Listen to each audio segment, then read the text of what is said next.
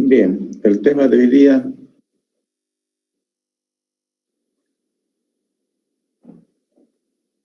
pienso por demás importante para su carrera, su formación. ¿Me están escuchando bien? Por favor, confírmenme. Sí, doctor. Buenas tardes. Está bien. Entonces, el tema de hoy día creo bastante importante como método de apoyo diagnóstico en obstetricia, principalmente, y por qué no decirlo en ginecología. Son herramientas de apoyo diagnóstico que nos interesan y les interesa a ustedes como médicos generales conocer la importancia que tiene el hacer una ecografía durante la gestación o durante el embarazo y cualquier otro control ginecológico que después del parto pueda necesitarse o hacerse. Entonces, por demás importante decirles que la ultrasonografía en estos tiempos es importantísimo para el apoyo diagnóstico. Entonces, la ultrasonografía se define como el método de apoyo diagnóstico, es el método de apoyo diagnóstico, obviamente por imagen, que está utilizada ampliamente en el mundo entero, obviamente, en la atención obstétrica y ginecológica moderna, como procedimiento no invasivo. A esto sí hay que recalcar y es importante comunicarles de que la ultrasonografía es un método de apoyo diagnóstico no invasivo. Por lo menos hasta ahora, mientras se tenga los elementos de bioseguridad en los equipos de ultrasonido, esto no va a ocasionar mayor daño al feto, tomando en cuenta que siempre debemos velar el tiempo de exposición al sonido en cada estudio ecográfico. Eso significa que debemos fijarnos algunos parámetros como es el índice térmico, el índice mecánico en la pantalla del equipo. Bueno, eso va para los ecografistas. Para ustedes es importante saber que hasta la fecha no ha sido demostrado, por lo menos fehacientemente, que el ultrasonido sea dañino para el producto. Es importante también decirles que para este fin de la ultrasonografía necesitamos un ecógrafo, que es el elemento obviamente de obtención de imágenes, que tiene diferentes modalidades para las diferentes especialidades y obviamente existen ecógrafos que se utilizan para diferentes especialidades. Estos ecógrafos son de última generación, ¿no?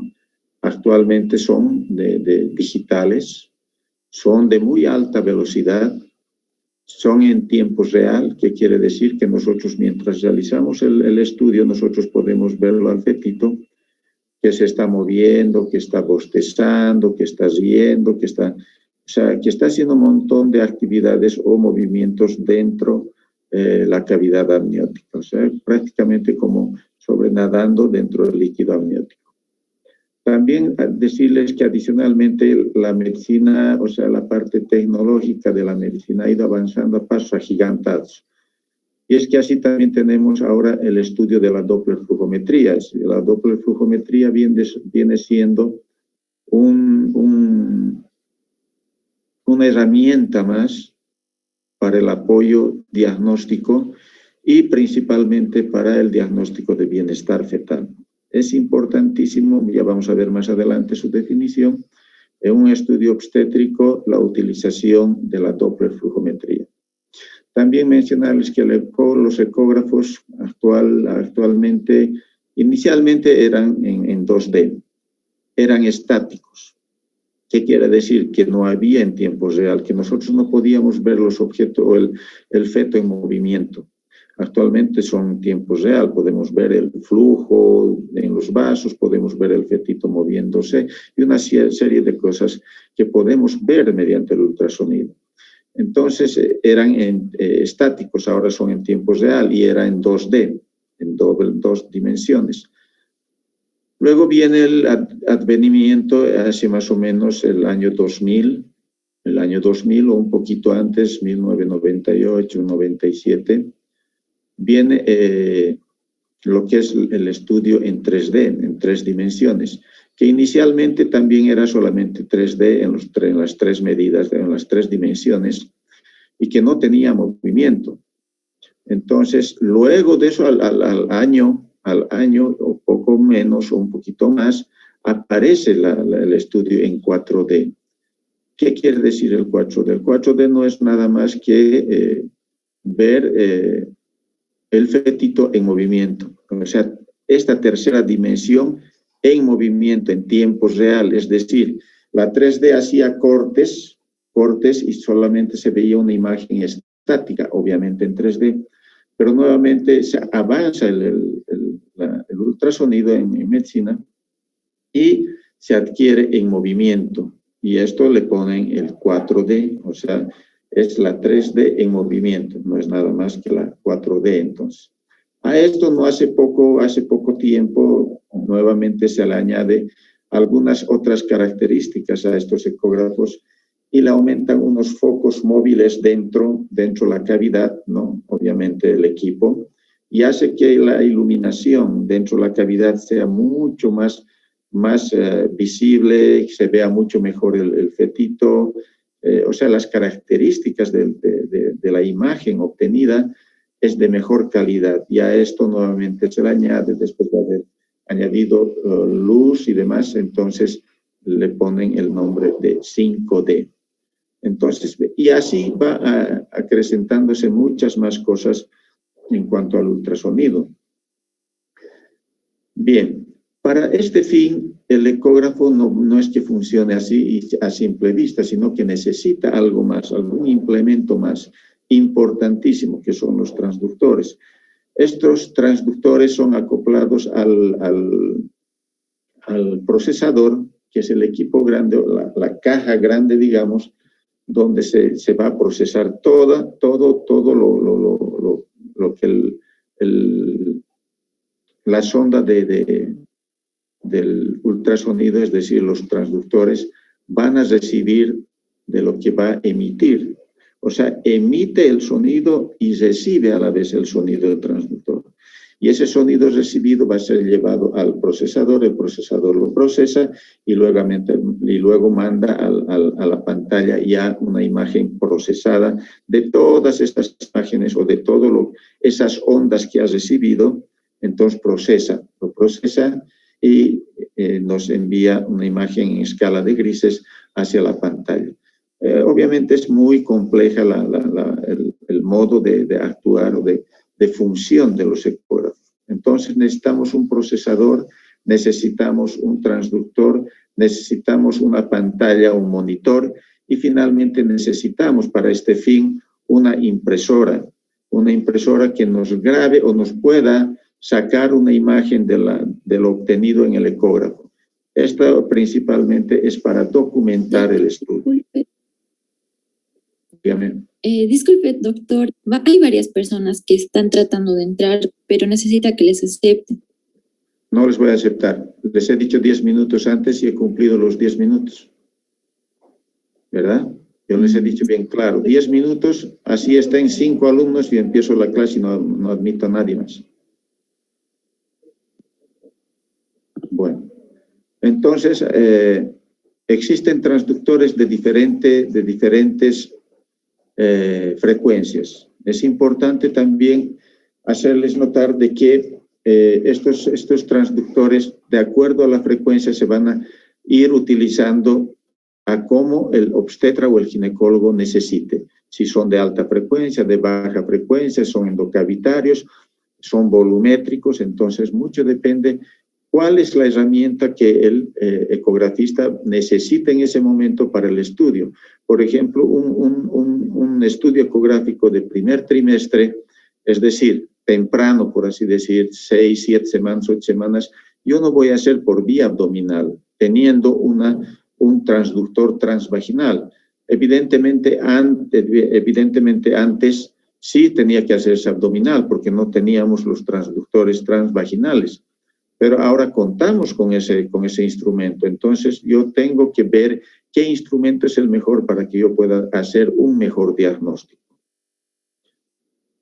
Entonces, aquí les pongo algunos modelitos de ecógrafos, que son los de pie, ¿no? Estos grandes principalmente que están en el extremo izquierdo y derecho, y los de mesa, ¿no? Los portátiles que hay arriba. Y también mostrarles una gama de transductores, algunos, porque la gama de transductores va a depender mucho de la especialidad y también va a depender mucho de qué frecuencia necesiten utilizar. Entonces, cada especialidad tiene sus diferentes tipos de transductores de acuerdo al estudio que van a realizar y la frecuencia que van a utilizar con estos transductores. Bien, como les decía, entonces, por esta vez voy a aceptar, aguárdenme un poco, voy a aceptar un rato esto, jóvenes. Por esta vez los voy a aceptar.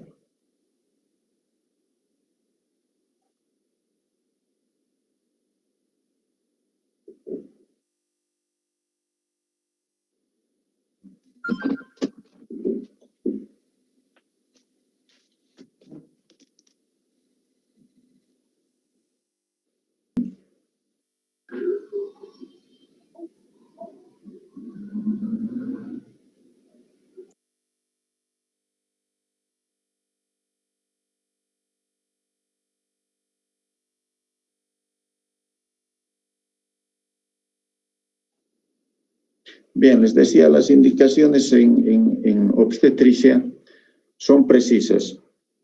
Obviamente, va a depender mucho de la edad gestacional. Para hacer el estudio, nosotros vamos a ver dos vías. O hacemos la vía transvaginal, que es útil en el primer trimestre, o hacemos la vía transabdominal, que es útil en el segundo y el tercer trimestre. Nosotros, como ecografistas, debemos optar por una de estas dos técnicas. ¿Cuál es la mejor a ser utilizada para un mejor diagnóstico? De preferencia, yo debo solicitar 4 ecografías de rutina como mínimo. ¿Sí? Es importante decirles que el estudio de primer trimestre temprano, o la ecografía temprana, como llamamos, a las 5, 6, 7 semanas, 8 semanas, es importantísima. Mejor, inclusive, que una de 10, 11, 12 semanas. Mucho mejor. ¿Por qué? Porque con esta edad gestacional nosotros podemos llevar hacia adelante el crecimiento y desarrollo a futuro. En casos de restricción nos va a servir mucho, o de que la paciente no conozca su último periodo menstrual, nos va a servir de mucho este estudio o esta ecografía temprana para valoración de edad gestacional. Entonces nosotros poder hacer el cálculo, es más preciso hacer el cálculo con esta edad gestacional que hacer un cálculo a las 20, 25 semanas, eso ya no me sirve. Entonces es importante por eso que el primer estudio se haga temprano, o sea, entre 5, 6, 7 semanas de gestación. El otro estudio importantísimo que ando recalcando siempre a todos mis alumnos y todos los años les ando diciendo es el estudio de 11, 14 semanas. En realidad es 11 semanas y 13 semanas más 6 días. Redondeando yo pongo 14 para no estar poniendo 11 semanas más 6 días. Entonces, el estudio de 11 y 14 semanas, ese es el lapso que puedo hacer 11, 12, 13 y hasta la 14. Ni un día antes ni un día después es para el estudio de cromosomopatías o de aneuploidías, ¿no? El ejemplo claro para que me entiendan es para el diagnóstico por método no invasivo del síndrome de Down, por ejemplo. Entonces, es importante hacer este estudio principalmente en pacientes mayores de 35 años. El otro estudio importante viene a ser el de 20-24 semanas, donde vamos a estudiar la morfología fetal. Muchas veces la morfología de primer trimestre no es muy precisa con todos los órganos. Entonces, nosotros necesitamos avanzar un poco más y para eso hacemos el estudio de morfología fetal entre 20 y 24 semanas. Hacerles notar de que seguramente en alguna ocasión ustedes, si es que leen y estudian un poco, van a ver que morfología ya en otros países se están haciendo entre 18 y 23 semanas. Eso es independientemente de cada país y de cada quien haga el estudio. Si bien es cierto que se está adelantando un poco más el estudio morfológico por múltiples razones o motivos, pero también tenemos que hacer notar de que en esos países los equipos están tremendamente avanzados con respecto de los nuestros. Entonces, la capacidad de resolución de esos equipos es mucho mayor a nuestros equipos. Por lo tanto, los estudios a las 18 y 19 semanas serán un poco más precisos que las que nosotros hagamos entre 20 y 24. Para mí, personalmente, el estudio de 20-24 no la cambio, así yo aprendí y me parece que es una etapa ideal para hacer un estudio morfológico, pero si tuviese la oportunidad de tener un equipo sofisticado de última generación, pues lo haría desde las 18 semanas. Pero en nuestro medio no existe todavía esa posibilidad. Y finalmente, la cuarta ecografía, que es de 31 a 35 semanas. Puedo hacerla a las 31, 32, 33, 34 semanas y principalmente ya es para valorar cómo está el feto, cómo está desarrollando, cómo está creciendo, cómo está esa placenta, cómo está el líquido amniótico, cómo está ese cordón. Entonces, con esta ecografía ya prácticamente estamos dando el punto final a los estudios de ultrasonido en esa gestación. En la ultrasonografía de primer trimestre existen indicaciones específicas. Vamos a ir enumerando, ¿no?, las más importantes, como ser, por ejemplo, la identificación de gestación tópica, o sea, que esté dentro de la cavidad, o ectópica, que esté fuera de la cavidad, que sea única o que sea múltiple. Ya múltiples son 2, o 3, o 4. Entonces, es importante, por eso en el primer trimestre, para hacer diagnóstico de gestación tópica, ectópica, única o múltiple. También es importante estimar la edad gestacional. Lo que les decía, muchas veces la madre no recuerda la fecha de última menstruación. Entonces, nosotros con esta ecografía temprana hacemos el cálculo de edad gestacional y a partir de este momento nosotros con esa edad gestacional vamos a llevar la curva de crecimiento y desarrollo hasta donde sea posible. Ese es un parámetro que nos va a servir cómo está creciendo y desarrollando ese fetito durante toda la gestación. Luego tenemos la evaluación biométrica. Podemos evaluar en el primer trimestre el saco gestacional, hacer sus medidas, sacar una edad gestacional también por el diámetro promedio del saco gestacional, evaluar el saco vitelino, una estructurita importante en la gestación. El saco vitelino cumple funciones muy importantes en el embrión, es por eso que siempre debe ser evaluada, valorada, medida y ver su textura además. También valoramos la longitud cefalonalga, valoramos el diámetro biparietal, la circunferencia craneana, la circunferencia abdominal, la longitud del fémur y la longitud del húmero. Esto en el primer trimestre no quiere decir que lo hagamos a las 8 semanas, no. Esto ya prácticamente es cuando valoramos un fetito de 11, 12 semanas, 13 semanas, que es el primer trimestre. Ahí podemos valorar todas esta biometría en el fetito. Podemos valorar. También podemos hacer la evaluación morfológica embrionaria o fetal. Existen muchas características, muchos rasgos en el embrión que podemos valorar y debemos valorar en el primer trimestre para así poder descartar patología malformativa. También vamos a evaluar la evaluación funcional, vitalidad embrionaria, si ese fetito está vivo, no está vivo, si tiene algo, no tiene, está normal, algo presenta, todo eso vamos a evaluar en el primer trimestre. Además, adicionalmente, vamos a ver la Doppler flujometría, que tiene también muy limitada su aplicación en el primer trimestre, pero sí se puede. En el caso de un embarazo ectópico, por ejemplo, en el caso de mola hidatiforme, en el caso de predicción de preeclampsia, o sea, yo en el primer trimestre puedo valorar o hacer la predicción de preeclampsia y decirles, por la valoración de las arterias uterinas, yo puedo decirles que esa paciente es posible que tenga preeclampsia, por lo tanto voy a tomar mis recaudos y haré el tratamiento de prevención para que esta paciente minimice el riesgo de preeclampsia hacia adelante. También voy a hacer el estudio de los marcadores de cromosomopatías, en este caso entre 11 y 14 semanas, que es parte del primer trimestre, que son la translucencia nucal, la más importante, el hueso nasal, el ángulo facial, la frecuencia cardíaca, el flujo tricuspideo, el ductus venoso. Entonces, esos son marcadores importantísimos. Y por si acaso recalcarles de que es pregunta de examen. No siempre.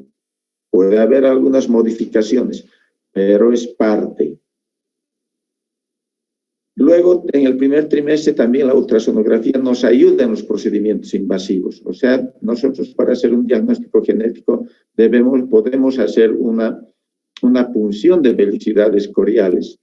Ver también la placenta, ¿sí? La placenta prácticamente está formada ya a partir de la 9ª, 10ª semana. Antes de eso, nosotros hablamos de un trofoblasto, una reacción decidual o reacción corio-decidual, que vendría a ser el corio más la decidua, que en el futuro se va a llamar la placenta. Entonces, puedo evaluar yo en el primer trimestre ya la placenta. Placenta formadita tenemos prácticamente a partir de las 10 semanas. Y cuando digo su corionicidad, quiero decir en un caso gemelar o en un embarazo triple, entonces yo poder ver si esta gestación depende de una sola placenta, si es biamniótica, si es bicorial, es tricorial, es triamniótica. Bueno, la corionicidad es importante en el primer trimestre, jóvenes, porque después se torna difícil a medida que avanza la gestación. Muchas veces las dos placentas están juntas. Si bien tenemos formas de saber si es bicorial o es monocorial, entonces, pero se torna un poco más dificultoso. También podemos valorar el amnios, el líquido amniótico u ovular en esa edad gestacional. También podemos valorar el cordón umbilical, todas sus características, la inserción del cordón, cuántos vasos tiene y todo lo que concierne a cordón umbilical. Entre otras, en el primer trimestre podemos evaluar la mola hidatiforme o la neoplasia trofoblástica gestacional, la gestación anembrionada o huevo anembrionado, que también se llama, es decir, no hay embrión, solamente crece la parte externa, que es el saco gestacional, el trofoblasto, y bueno, no hay diferenciación celular, el embrión no se diferencia del trofoblasto, y a eso se llama huevo anembrionado. Existen muchos factores en relación a los gametos que hacen que esta gestación no progrese con embrión. Luego podemos valorar restos ovulares posaborto, masas pélvicas asociadas al embarazo. También en el primer trimestre es mucho más fácil valorar estas masas pélvicas porque todavía la gestación está pequeñita. Entonces, si yo puedo valorar. Y además de, masas, sí, posaborto, masas pélvicas asociadas al embarazo. Es mucho más fácil.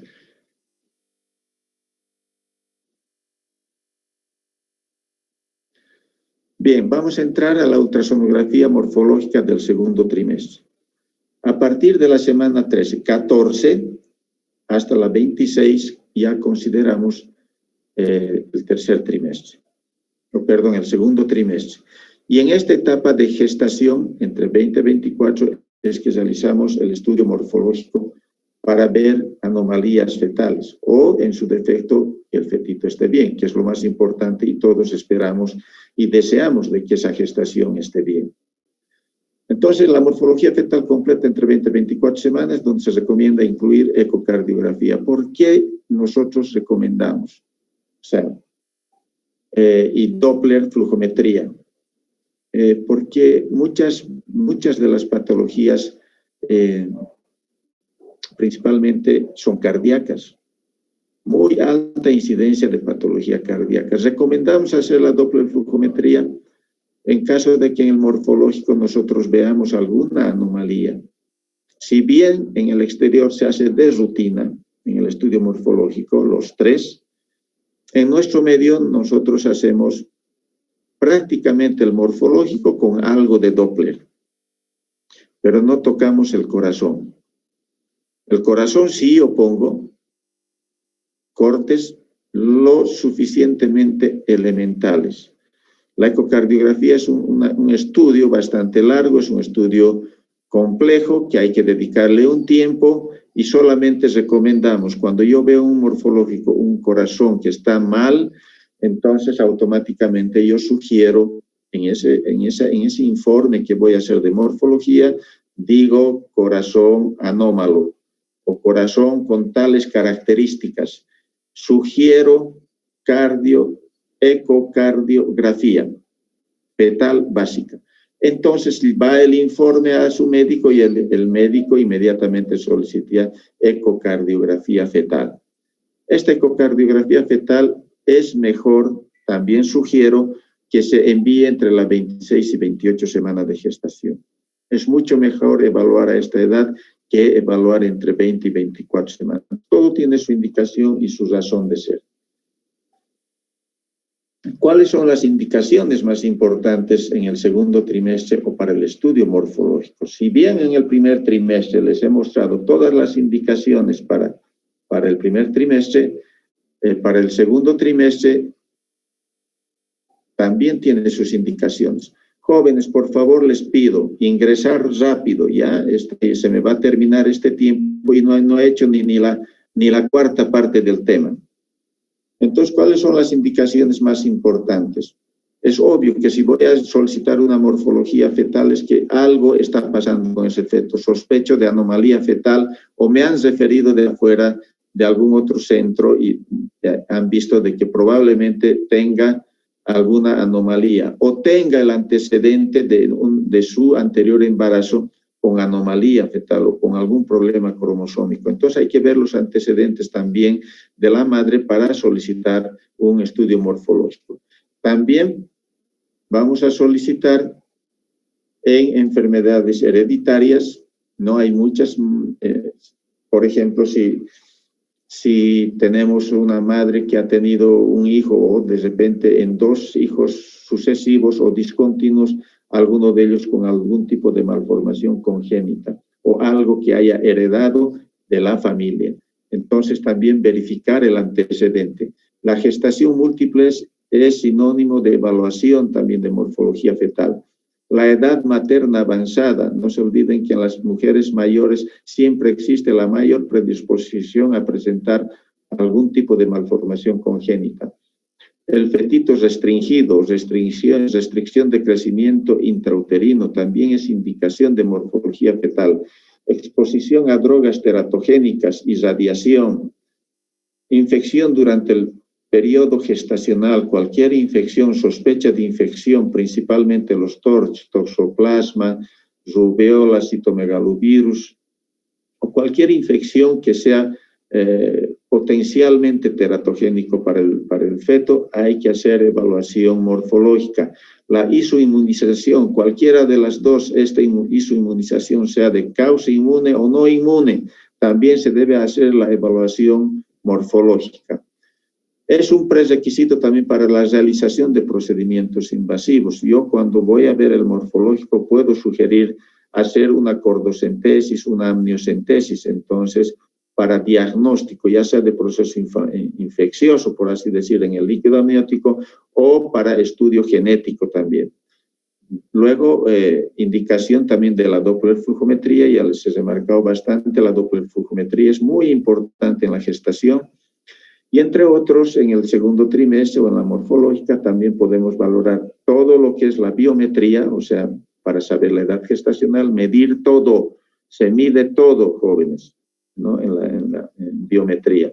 Por así decir, se mide el diámetro biparietal, fronto-occipital, se mide el cerebelo, se mide la cisterna magna, se mide el pliegue nucal, se mide los diámetros orbitarios interno, externo, se mide el fémur, la tibia, el peroné, el cúbito, el radio, el húmero, y se mide todo. A eso se llama biometría. y además ver la anatomía fetal. También debo valorar placenta, cordón umbilical, líquido amniótico, longitud cervical vía transvaginal. Es importante entre 20 y 24 si hay sospecha además de un parto anterior pretérmino. Entonces hay que, o con incompetencia istmocervical, valorar la longitud cervical vía transvaginal. Vamos a ir a una serie de imágenes para que ustedes vean aproximadamente qué es lo que nosotros hacemos en un estudio de primer trimestre.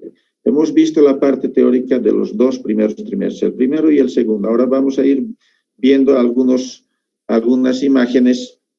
Esta es una gestación de primer trimestre, donde les decía, valoro el saco gestacional, las características del saco gestacional, el trofoblasto que sea siempre homogéneo, envolvente, y dentro esta estructurita que es el saco vitelino. Siempre debo ver, cuando no hay esta estructura, algo anda mal. Ahí fíjense también, nuevamente estoy valorando todo el saco gestacional y es un fetito mayor, es un fetito de 9 semanas y 5 días, donde aquí prácticamente se valora, fíjense, todo el amnios, la cavidad amniótica, la cavidad coriónica, tenemos el saco vitelino y partecitas del fetito aquí, o del embrioncito, perdón, en todo caso, y a todo esto el líquido ovular. Ver esto que es importante, este es un gemelar y les he dicho la corionicidad es importante, en este caso son 2 que tienen placentas separadas, ¿sí? Y fíjense, esto es grueso. Cuando es una sola placenta, esto van a ver delgadito, vamos a ver delgadito. Entonces es importante. Esta gestación es menos problemática que la monocorial vía amniótica, porque tenemos el síndrome de transfusión feto-fetal, que es un problema serio en obstetricia.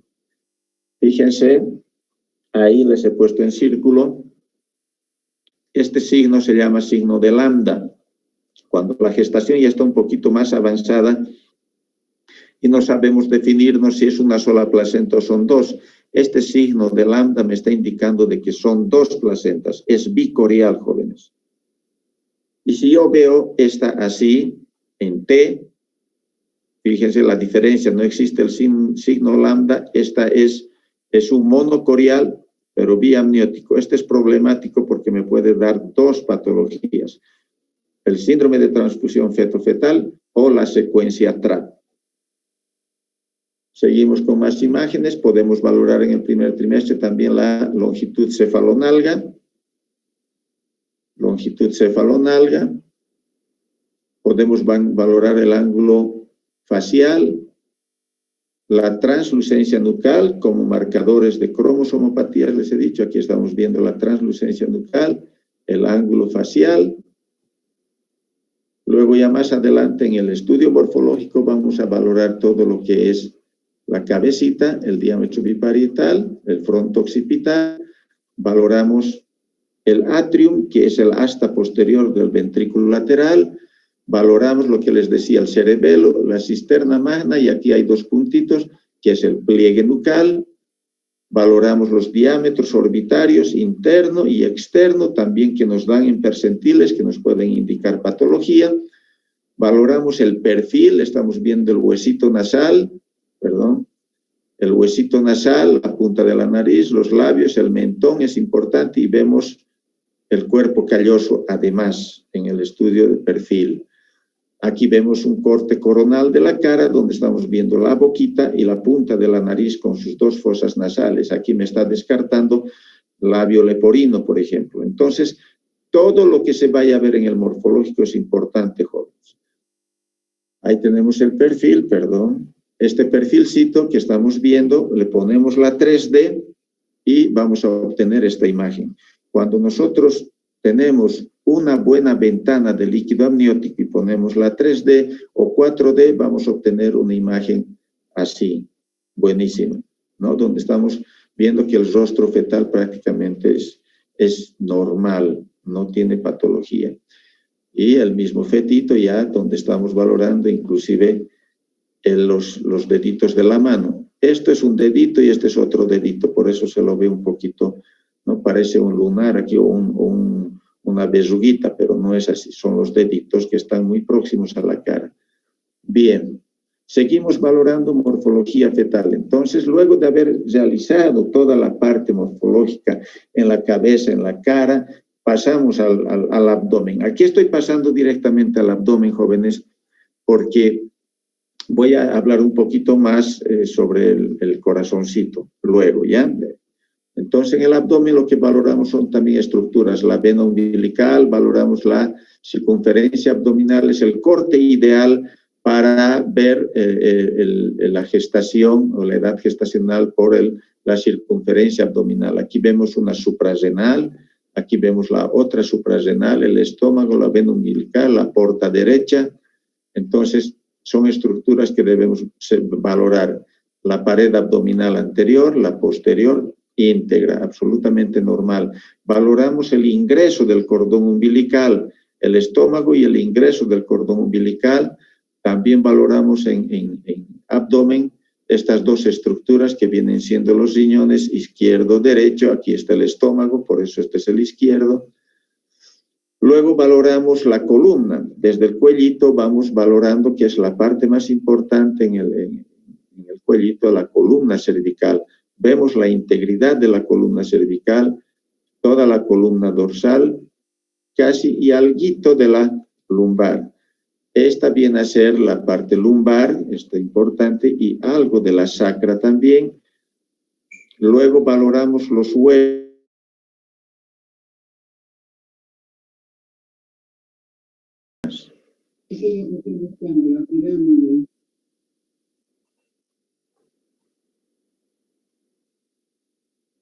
34.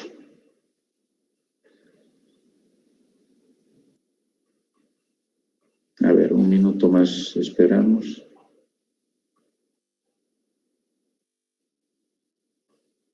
Y esta vez no admito a nadie más.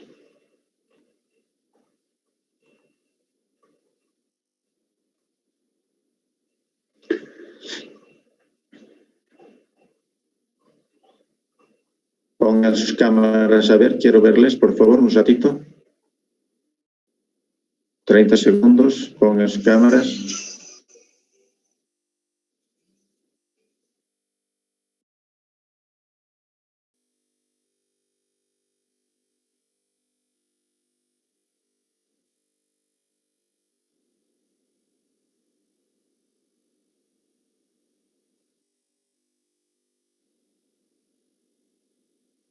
Bueno, esto es normal, absolutamente normal. La primera clase que di entraron más de 80 alumnos. Esto ya está bajando, estamos en 40 alumnos ahora. Bueno, eso es, como les digo, es normal que suceda. No debería ser así, pero ni modo. Bien, seguimos con los huesos largos, les decía, y uno de los huesos más importantes a ser examinados es el fémur.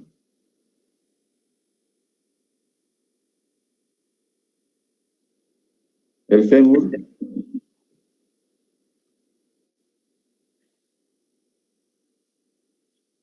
el húmero, tibia peroné y el cúbito radio. Aquí tengo en una sola imagen los dos, ¿no? La tibia, el peroné y el cúbito radio. Fíjense que el cúbito siempre es más pequeño. Anatómicamente es más pequeño que el cúbito. Esto está absolutamente normal.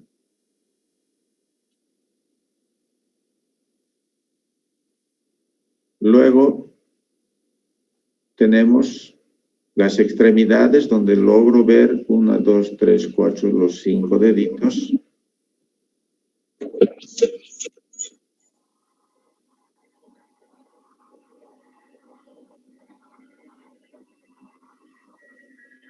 Ahí nuevamente la manito, la palma de la mano.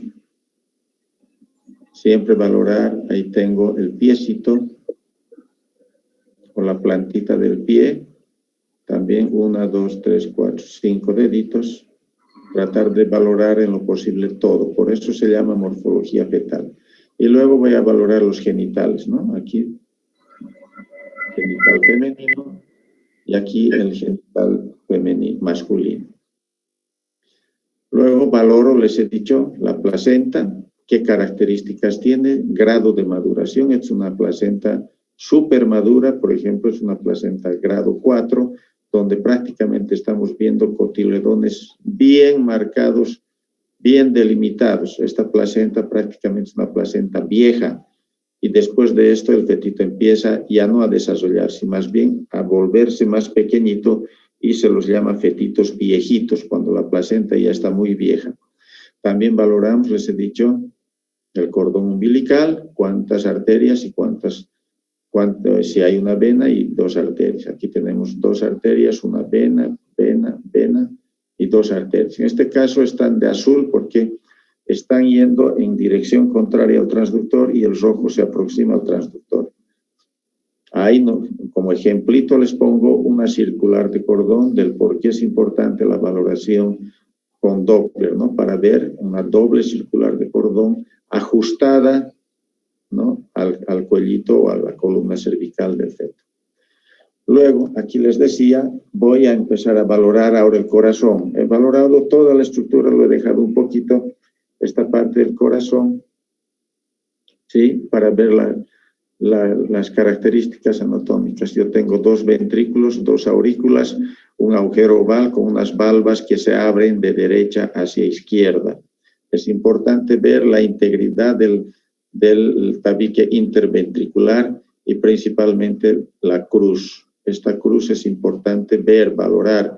La válvula tricúspide siempre está un poquito más insertada hacia la parte apical del corazón, es decir, un poquito más baja que la mitral. Eso es normal, pero en ocasiones vamos a ver esta situación. No está tan delimitada, tan marcada esa diferencia de la inserción de las válvulas. Pero veo, fíjense, la simetría de los ventrículos, la simetría de las aurículas, el agujero oval, absolutamente normal, la aorta descendente es esta estructurita, y luego puedo poner el Doppler también para que vean la importancia que tiene el Doppler y poder valorar la simetría de las cavidades, el flujo atrioventricular, es decir, aurícula, ventrículo, en diástole, ¿no? Entonces, en diástole se llenan de aurícula, ventrículo, y en sístole eyectan hacia los grandes vasos.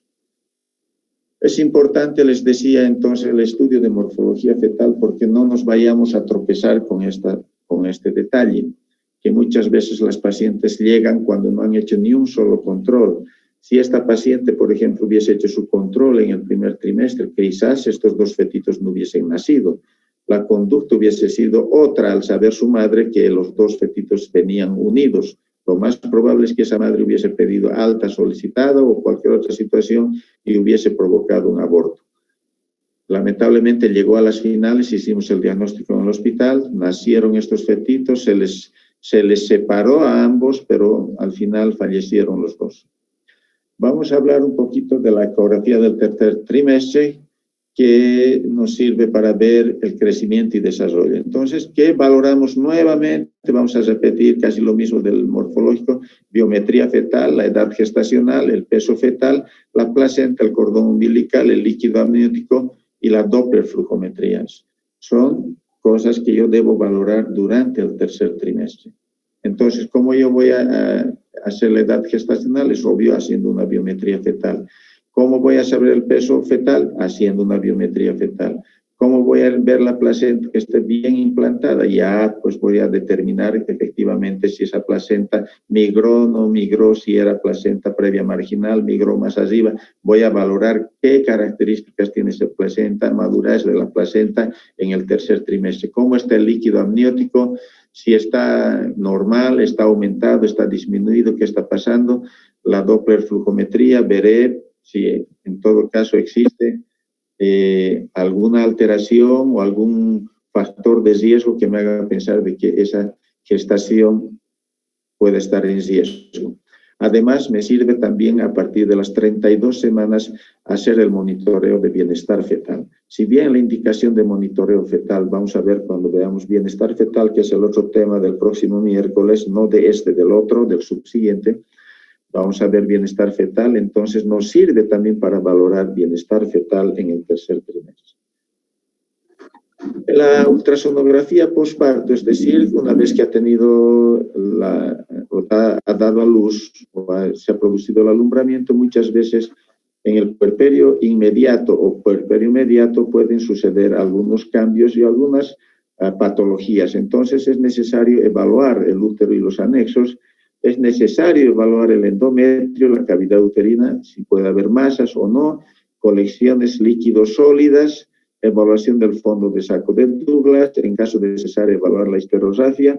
Es importante entonces, fíjense, en el posparto, no solamente eso, sino pueden haber otros cambios que nos hagan pensar. Por ejemplo, hoy teníamos, no sé si estaban mis alumnos, vimos un hematoma de pared.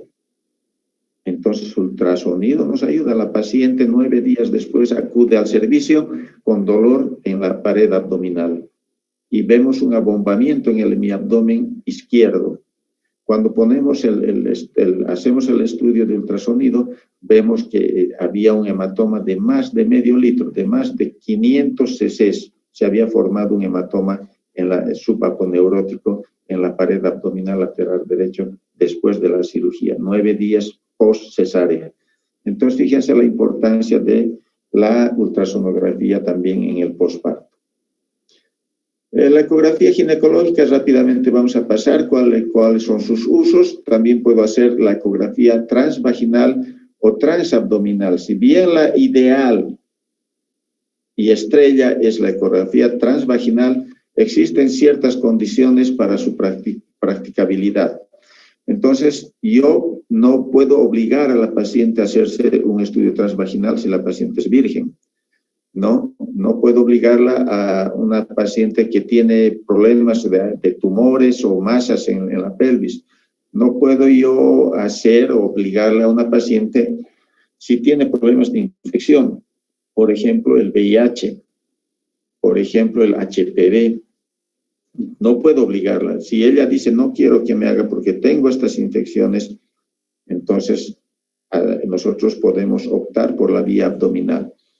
También las condiciones de distensibilidad de la vejiga. Hay muchas pacientes que no pueden distender vejiga y yo necesito hacer transvaginal, pero la paciente no va a admitir. Entonces tenemos que ver muchos factores para hacer el uso, ya sea por vía transvaginal o transabdominal. En este caso siempre les recomiendo que a las pacientes vírgenes o que no hayan tenido relaciones, vejiga llena. Existen situaciones y condiciones de hacer el estudio con vejiga llena o con vejiga vacía.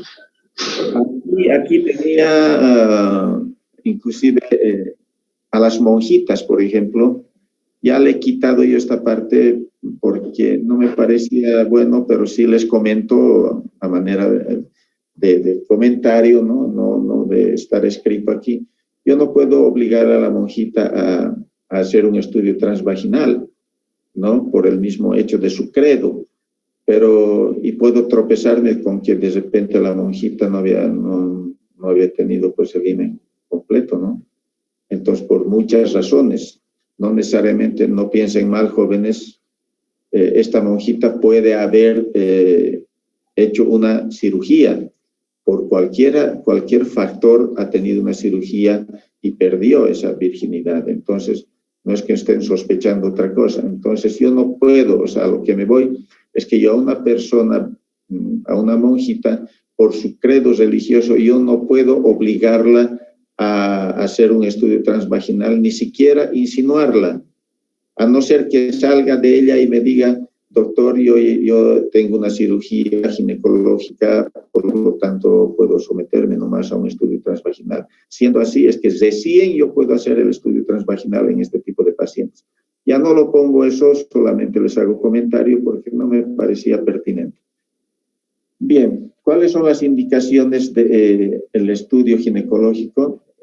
La morfología del útero, es obvio que debo ver cómo está ese útero, está normal, cómo es su textura, cómo está el volumen, cómo están los anexos, hay masas o no hay masas pélvicas, debo determinar el tamaño, la consistencia, bordes, vascularidad de la masa, muchas veces son muy móviles, son muy rígidas, y si es cáncer, peor todavía, están adheridas a planos.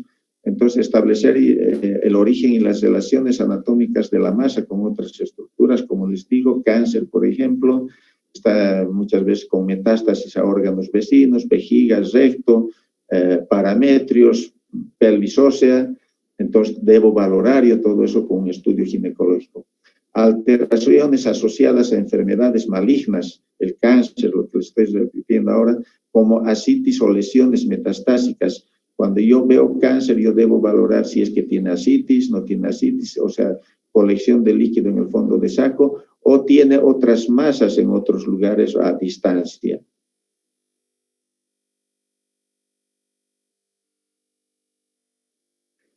Orientar, además, la aspiración o biopsia de las masas pélvicas seleccionadas. Si yo tengo un quiste de ovario y no quiero hacer una laparotomía exploratoria y quiero saber cuál es la bioquímica de ese quiste, hacer el estudio de ese quiste, entonces yo puedo hacer punción directa bajo visión directa de ultrasonografía. También puedo valorar enfermedades endometriales, por ejemplo, miomas submucosos, pólipos endometriales, una serie de aspectos patológicos en la cavidad endometrial. Por así decirles, enfermedades benignas, hiperplasia endometrial, cáncer endometrial. O sea, hay muchas indicaciones también para yo poder realizar el estudio ginecológico y principalmente por vía transvaginal. Luego la evaluación post-histerectomía para valorar cómo está esta histerorrafia, esa cicatriz de histerorrafia antigua. También para localización de dispositivo, muchas pacientes hacen poner DIU, entonces hay que verificar si está bien ubicada, bien situada, o está mal, o está ectópico, o qué es lo que tiene. Hemorragias vaginales de etiología indeterminada. La paciente refiere que sangra y no tiene una causa aparente, entonces verificamos nosotros anatómicamente cómo están esos genitales internos, si la causa es anatómica o es endocrina, de causa endocrina. Entonces nos importa sí saber qué es lo que está pasando. El sangrado posmenopáusico, ¿no? Es un sangrado ¿de qué origen? Si realmente es porque hay cáncer en el cérvix, hay cáncer en el endometrio, hay hiperplasia endometrial, determinar cuál es el origen de ese sangrado posmenopáusico. También debemos valorar para control y seguimiento de maduración folicular, esto en infertilidad. En pacientes infértiles muchas veces hacemos el seguimiento folicular, es decir, valoramos desde el momento en que tenemos un folículo dominante hasta su colapso folicular, es decir, hasta que revienta y vemos que ha reventado y ha eliminado un óvulo. Entonces, a eso se llama control y seguimiento de maduración folicular. También podemos hacer recuento folicular al quinto día, sexto día postmenstrual. Aquí un ejemplito de un útero absolutamente normal en anteversoflexión, donde estamos valorando todo el cuerpo, valoramos el endometrio, la parte central es el endometrio, aquí el endometrio es lineal, prácticamente todo esto es el miometrio, esta parte blanca es la serosa del útero. Valoramos, fíjense, el endometrio, ese desarrollo, este es un endometrio, las tres lineecitas del mismo grosor, este es un endometrio proliferativo inicial, aproximadamente 8 o 9 días postmenstruales. También podemos valorar el ovario, ver cuántos folículos están madurando para saber si efectivamente es un ovario poliquístico o no es poliquístico. Medimos el volumen es importante en un ovario poliquístico. Este es un ovario normal, porque no tiene más de 9 folículos, tiene un parénquima ovárico central normal, pero fíjense a comparación de esta, fíjense la cantidad de folículos, mayor a 10, 1, 2, 3, 4, 5, 6, 7, 8, 9, 10, 11, 12, 13, 14, 15. Entonces, y menores a 10 milímetros, entonces yo catalogo esto con seguridad que este tiene un volumen aumentado y este es un ovario típico a predominio subcortical de un ovario poliquístico. Entonces, de esa manera vamos a valorar, también les he puesto algunos ejemplitos de ultrasonido, vamos a valorar masas, ya no les he puesto miomas, no les he puesto pólipos, entonces son patologías que nosotros valoramos durante el estudio ginecológico. Para terminar la exposición, vamos a hablar un poquito, y es un poco complejo esto, pero voy a tratar de que sea entendido, la Doppler flujometría. La Doppler flujometría es una herramienta súper importante en la obstetricia, principalmente para nosotros ginecólogos obstetras, la obstetricia que nos ayuda para ver prácticamente el bienestar fetal, cómo está ese fetito, nos ayuda en el diagnóstico en obstetricia y ginecología, y prácticamente, como dice ahí la definición, no podemos realizar actualmente en estos tiempos un estudio, cualquiera sea el estudio de obstetricia y ginecología, apoyados por la Doppler flujometría. Casi a la mayoría de los estudios siempre se introduce el estudio de Doppler flujometría, o sea cual sea el estudio que vayamos a realizar, ya no se puede prescindir del estudio Doppler en obstetricia fundamentalmente. El autor Christian Doppler, esto es en resumen, reseña histórica, fíjense, es de 1803-1853, ya él describe el efecto Doppler en 1842. Él establece el principio de cambio de frecuencia en la transmisión del sonido. Es decir, un sonido se emite y depende del receptor, si se aleja, se aproxima para el cambio de frecuencia. Entonces, cuando una onda, ahí está bajito la definición, dice, cuando una onda de ultrasonido impacta con un blanco en movimiento, o sea que se está moviendo, retorna con la longitud de onda y frecuencia modificada. Es decir, no va a retornar con la misma onda de velocidad ni con la misma frecuencia, jóvenes. Y a esto se denominaba efecto Doppler. Esto nos interesa a nosotros principalmente en medicina para evaluar flujo sanguíneo en los diferentes territorios.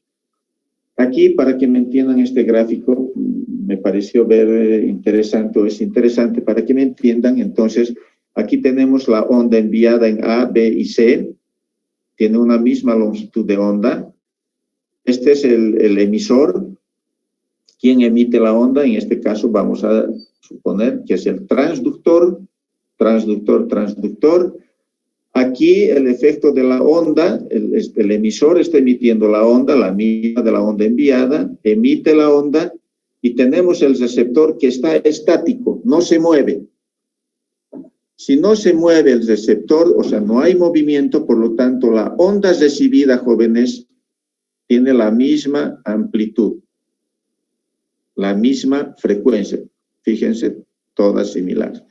Pero ¿qué pasa si el emisor y el receptor están en movimiento? El emisor no, el receptor se está moviendo en este sentido, es decir, se está alejando del emisor, en este caso el transductor, se aleja. Fíjense que la onda de velocidad cambia. Es otra onda de velocidad, no es como la emitida. Lo mismo sucede si el receptor se aproxima hacia el emisor, ¿no? Entonces, fíjense, la onda se hace de alta frecuencia. Es totalmente diferente. A esto Doppler se llama el efecto Doppler. Vamos a ver con el ultrasonido. ¿Qué pasa? Si este es mi transductor, el transductor emite el sonido con una determinada onda de velocidad. Choca con el vaso, con los glóbulos rojos del vaso. Como los glóbulos rojos del vaso están en movimiento, va a retornar esa onda de velocidad con diferente frecuencia. Esta diferencia de frecuencias de onda emitida y onda recibida se denominó efecto Doppler. Ahí vemos nuevamente un ejemplo más bonito. El transductor está emitiendo una determinada onda de velocidad y choca con los glóbulos rojos y retorna con otra frecuencia, con otra onda de velocidad al transductor. Entonces dice, el transductor en verde emite una frecuencia azul que es recibida por los glóbulos rojos en movimiento, manifestándose en el primer efecto Doppler. Este es el primer efecto Doppler.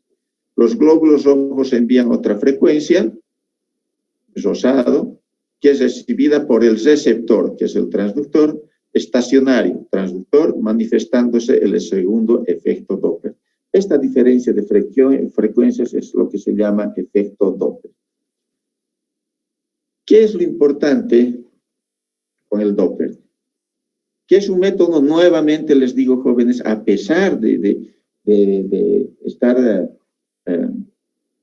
haciendo uso de ondas de alta velocidad, de alta frecuencia o de baja frecuencia, aún sigue siendo un método no invasivo.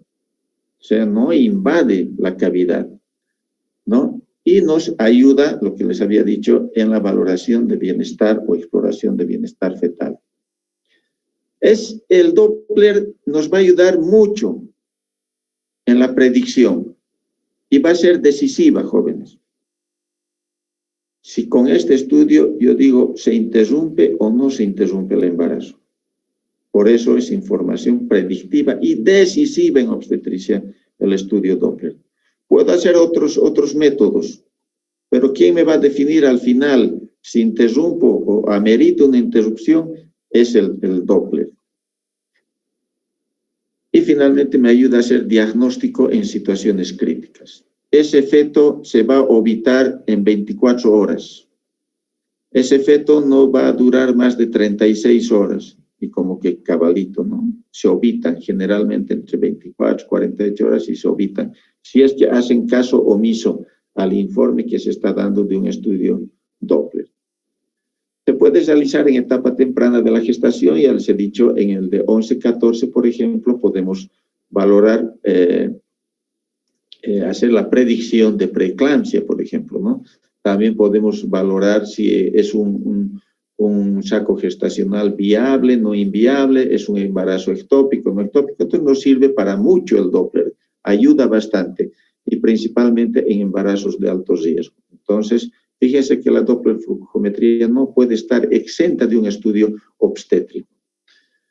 ¿Cuáles son sus indicaciones? Vamos a pasar rápidamente sus indicaciones. En el embarazo intrauterino de primer trimestre, viable.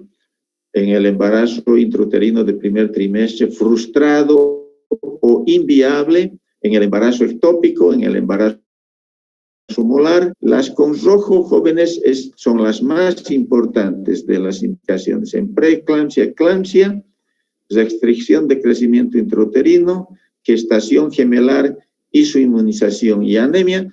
Estas son importantísimas.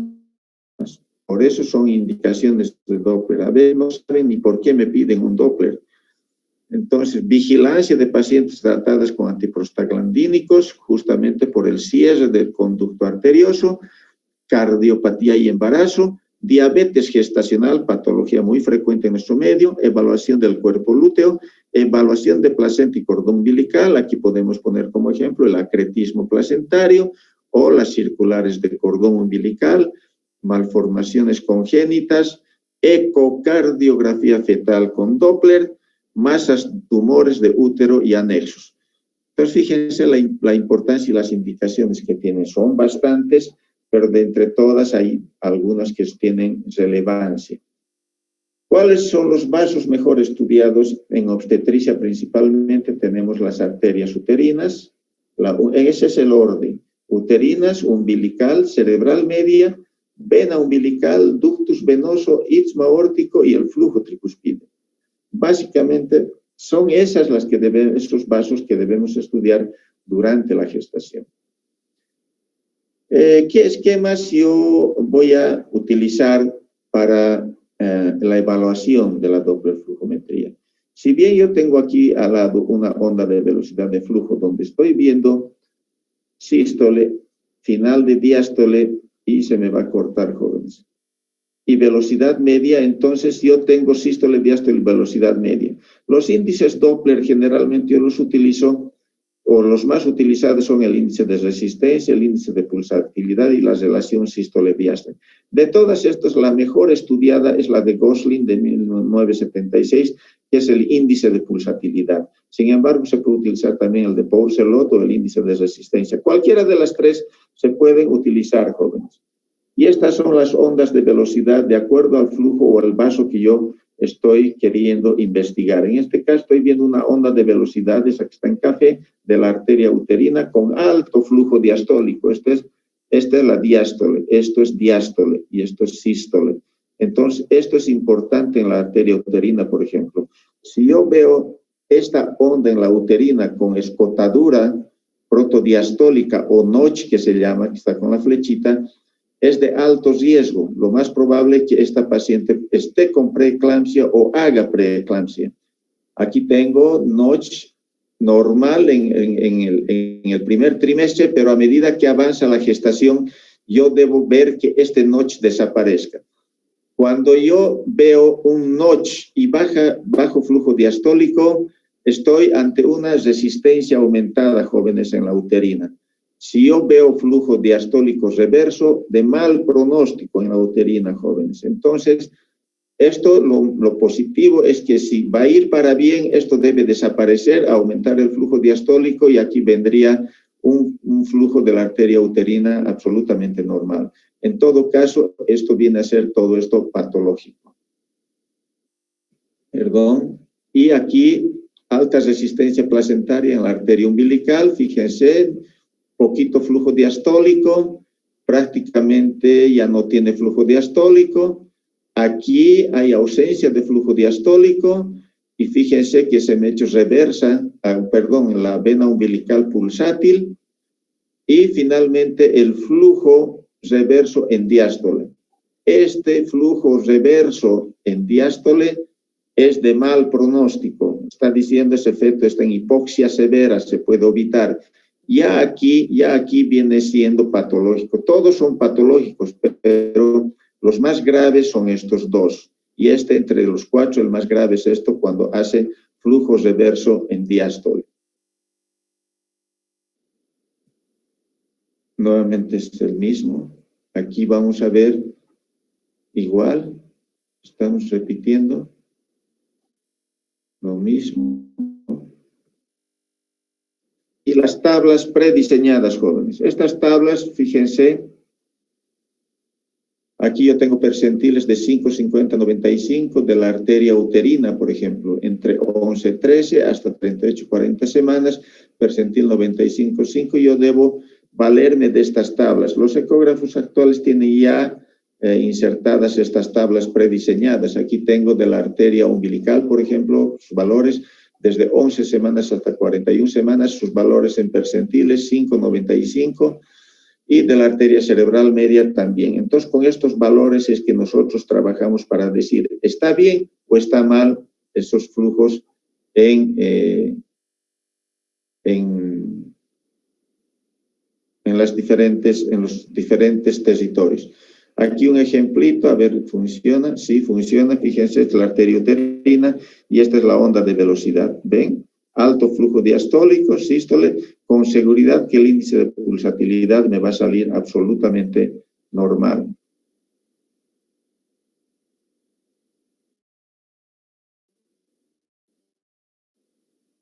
A ver si esto también funciona. Ahí está funcionando. Vean la arteria uterina aquí al costado. Voy a salir y ya esta es la última diapositiva. Las dos al mismo tiempo. Gracias, jóvenes. Voy a salir un poquito de esto. Voy a para... ¿Y qué ha pasado?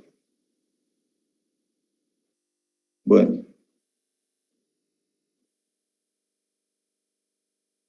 Bueno, ahí termina la clase. Yo sé que ha sido muy rápida, se requiere mucho tiempo. Yo no puedo hablar de ultrasonido en hora y media, es imposible. Es muy amplio la materia, el tema. Y, bueno, he tratado de dar lo más resumido posible. Espero que hayan entendido, comprendido por lo menos lo básico del tema. Si tienen alguna pregunta, pues háganla y si no, nos despedimos.